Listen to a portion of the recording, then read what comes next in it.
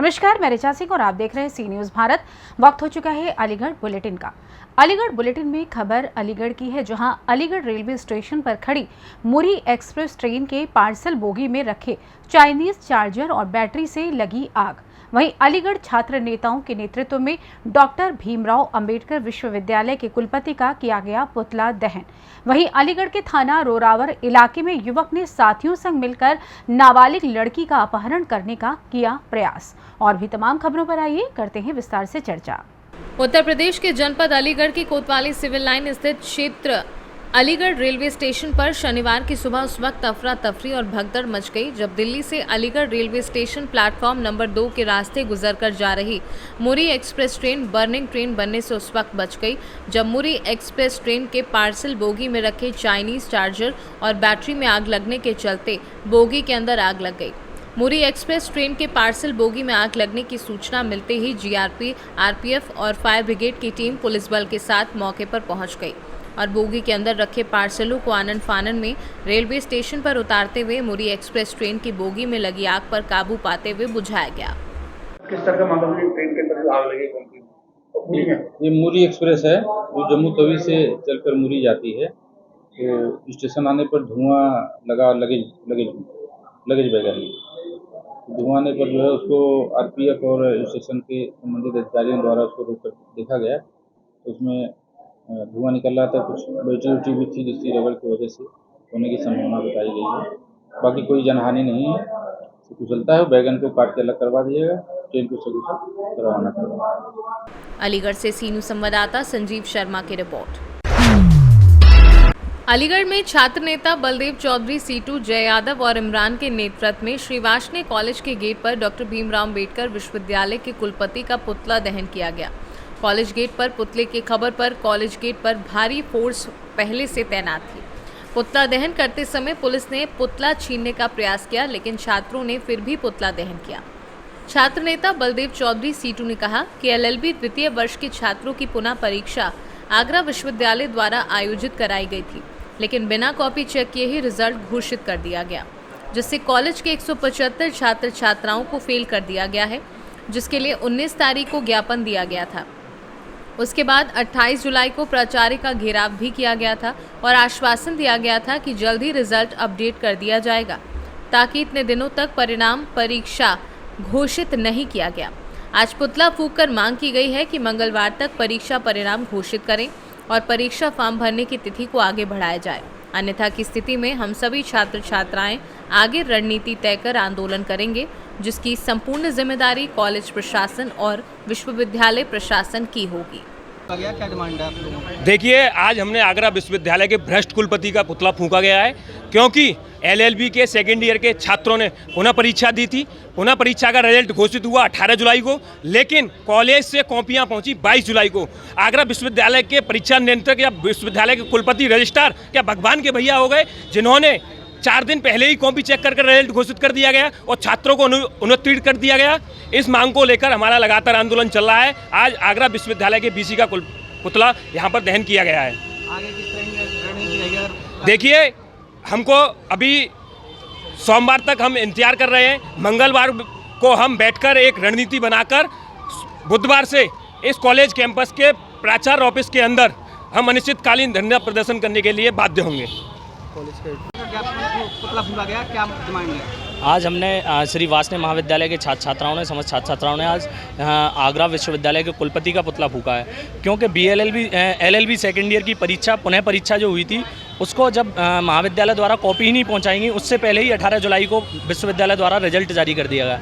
विश्वविद्यालय के लोग क्या भगवान है, उन्हें पता रहता है कि बिना कॉपियों के कैसे रिजल्ट जारी किया जाए, बच्चा कितना नंबर ला रहा है। उसी के निमित्त हमने आज आगरा विश्वविद्यालय कुलपति का पुतला फूंका है, क्योंकि आगरा विश्वविद्यालय द्वारा गत 18 जुलाई को रिजल्ट जारी कर दिया गया, जबकि हमारे महाविद्यालय से 22 जुलाई को कॉपियां भेजी गईं जो आगरा विश्वविद्यालय पहुंची। हम बार बार लगातार पिछले दिनों से मांग करते आ रहे हैं कि जो हमारा 18 जुलाई को रिजल्ट जारी किया गया उसमें हम सभी पुनः परीक्षा देने वाले विद्यार्थी फेल कर दिए गए। ऐसे विद्यार्थियों की कॉपी चेक करने के बाद ही हमारा परीक्षा परिणाम जारी किया जाए। उससे पहले परीक्षा परिणाम कैसे जारी कर दिया गया, उसके पीछे कौन लोग हैं, उन सब की भी हम जांच की मांग कर रहे हैं कि ऐसे लोगों पर कार्रवाई हो, क्योंकि आने वाले दिनों में आगरा विश्वविद्यालय से ऐसे बच्चे परेशान ना रहें। आज किस तरह का किया गया?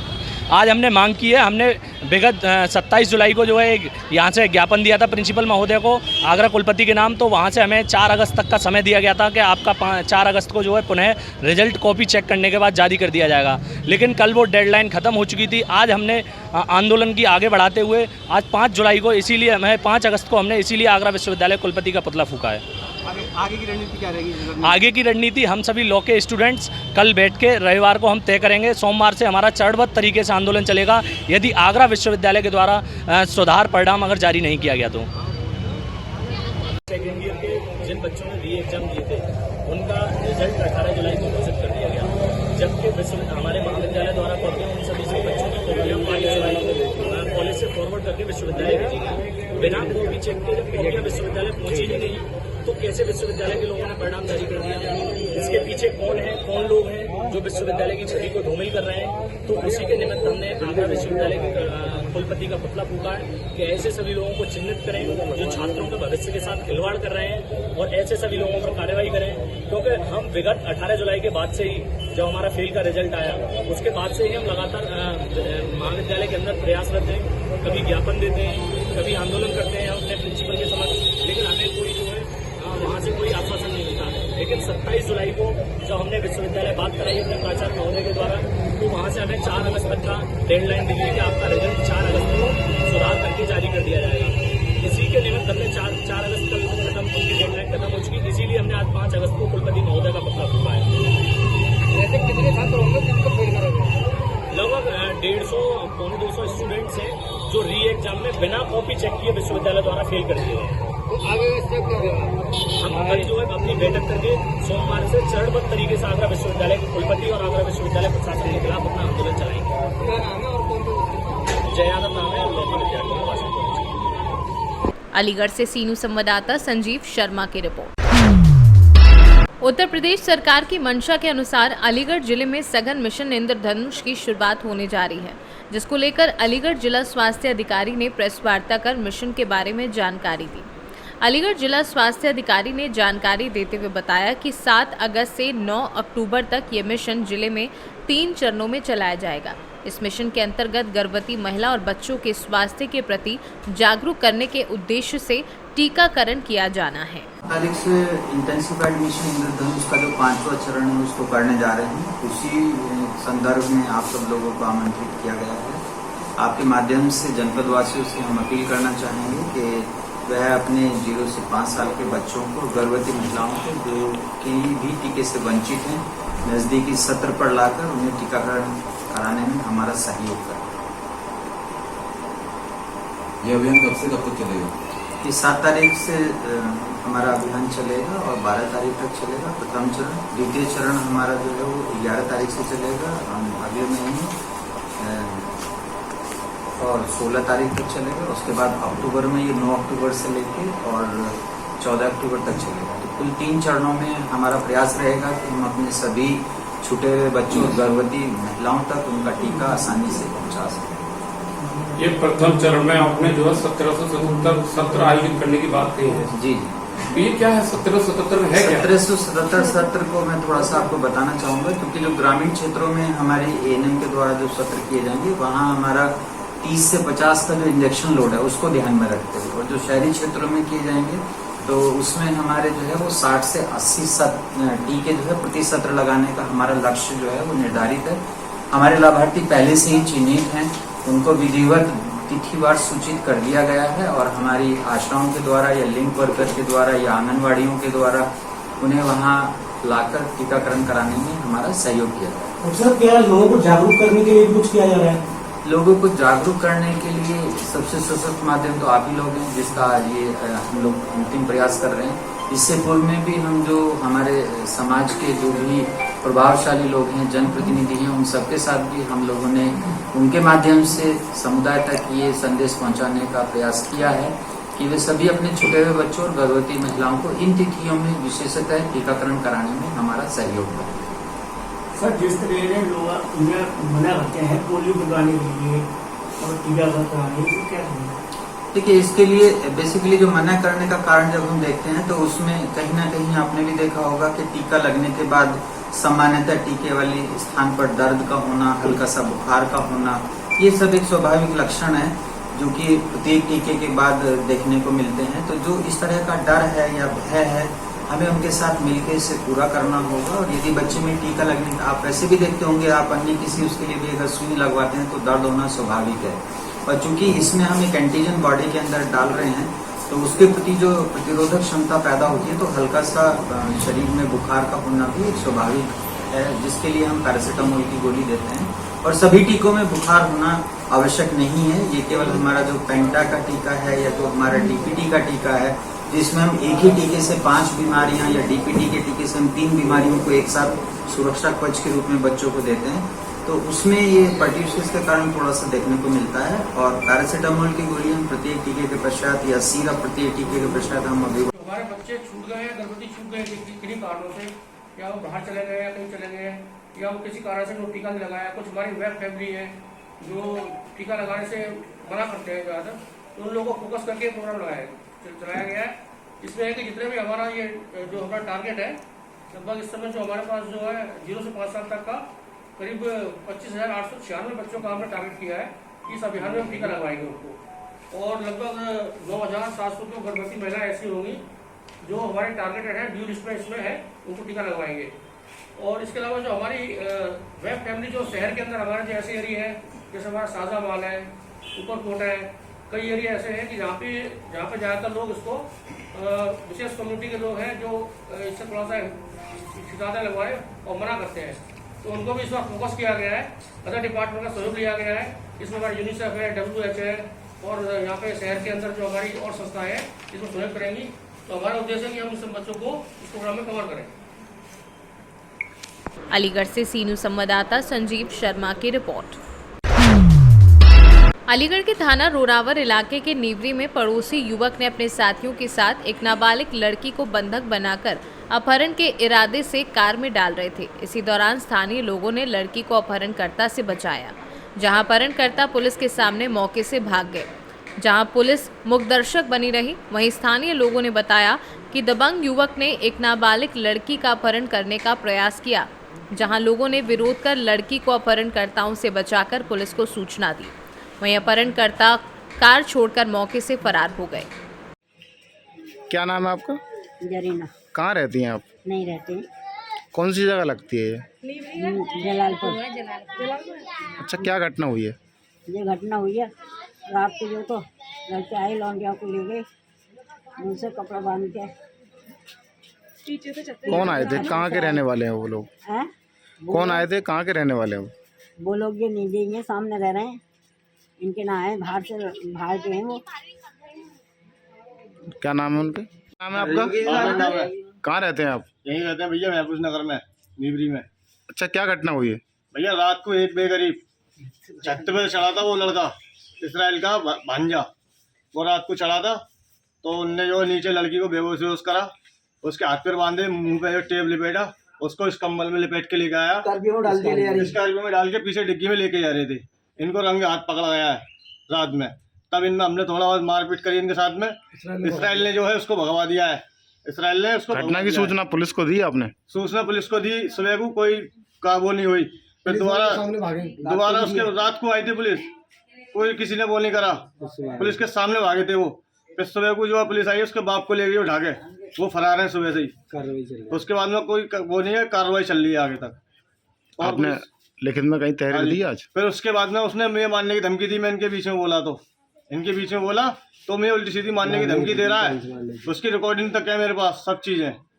अच्छा, बेटी कितनी उम्र होगी? ज्यादा 14-15 साल की है सर। कहाँ की रहने वाली हो? जलालपुर। अलीगढ़ से सी न्यूज़ संवाददाता संजीव शर्मा की रिपोर्ट।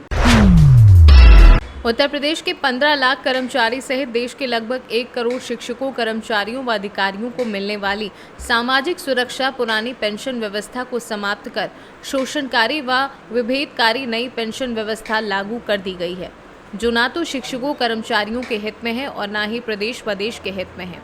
अब तो NPS के दुष्परिणाम भी सामने आने लगे हैं।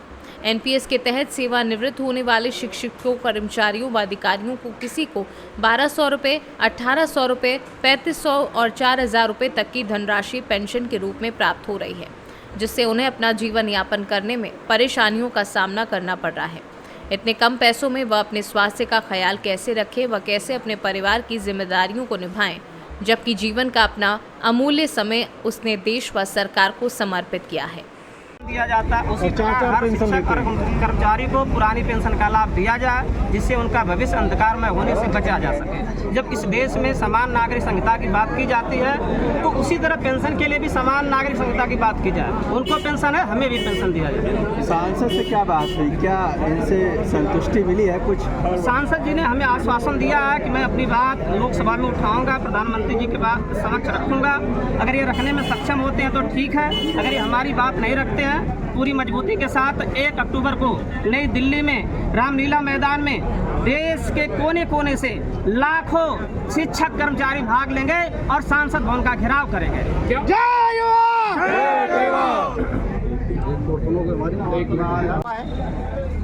मैं माननीय प्रधानमंत्री जी को इस ज्ञापन को प्रस्तुत करूंगा और इन भाइयों ने जो अनुरोध किया है उसे मैं सो भी यहाँ का जनप्रतिनिधि होने के नाते मैं भी अनुरोध करूंगा।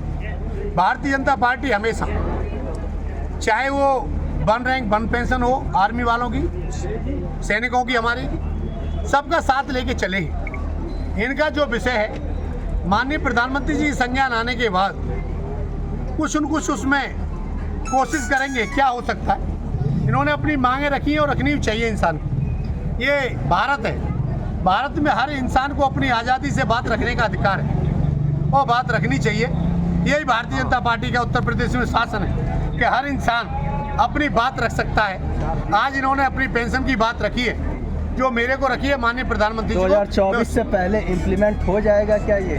देखिए, मेरा दायित्व है कि जो जनता की आवाज़ है, जो मेरे भाइयों की जो आवाज़ है, उस आवाज़ से माननीय प्रधानमंत्री जी को और माननीय मुख्यमंत्री जी को अवगत कराऊं, वो मैं दायित्व 100% निर्वहन करूंगा। संसद में इनका मुद्दा उठाएंगे क्या? मुझे मौका मिलेगा, मुझे मौका मिलेगा। 0 आवर्स 377 अलग अलग उसमें होता है, मुझे मौका मिलेगा क्योंकि इस टाइम कांग्रेस के द्वारा, विपक्ष के द्वारा, ईपीओ के द्वारा संसद का सत्र नहीं चलने दिया जा रहा है, जो कि ये किसान गरीबों की कमाई से ये देश चलता है, उनके टैक्स से देश चलता है। लेकिन कांग्रेस और उनकी गठबंधन के द्वारा हमेशा लोकसभा का विरोध कर लोकसभा को चलने नहीं दिया जा रहा है। अगर मुझे समय मिलेगा तो मैं इनकी बात रखने का पूरा प्रयास करूँगा।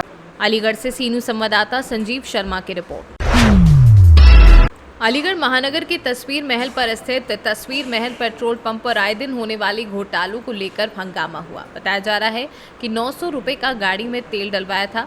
कुछ दूरी पर ही चलने पर पता चला कि गाड़ी की सुई तो उठी ही नहीं। जब गाड़ी मालिक ने पेट्रोल पंप पर आकर शिकायत की तो उससे कहासुनी हो गई और एक दूसरे पर आरोप लगाने लगे, जिससे वहां पर माहौल इतना बिगड़ गया कि हंगामा होने लगा, जिसको देखकर पुलिस मौके पर पहुंच गई और अधिकारी भी पेट्रोल पंप पर पहुंच गए। वहीं गाड़ी स्वामी ने कम पेट्रोल देने की शिकायत अधिकारी और क्षेत्रीय पुलिस में लिखित में की है। अब देखना ये होगा कि इस पेट्रोल पंप पर काफ़ी बार इस तरह से आए दिन शिकायतें होती रहती हैं, फिर भी ये पेट्रोल पंप स्वामी व कर्मचारी अपनी आदत से मजबूर हैं और इलाका पुलिस भी जांच कर कार्यवाही करने की बात कह रही है। अलीगढ़ से सीनू संवाददाता संजीव शर्मा की रिपोर्ट। फिलहाल अलीगढ़ बुलेटिन में बस इतना ही। देश दुनिया की तमाम खबरों की जानकारी के लिए आप देखते रहें सी न्यूज़ भारत। हर खबर आपके साथ, आपके हाथ।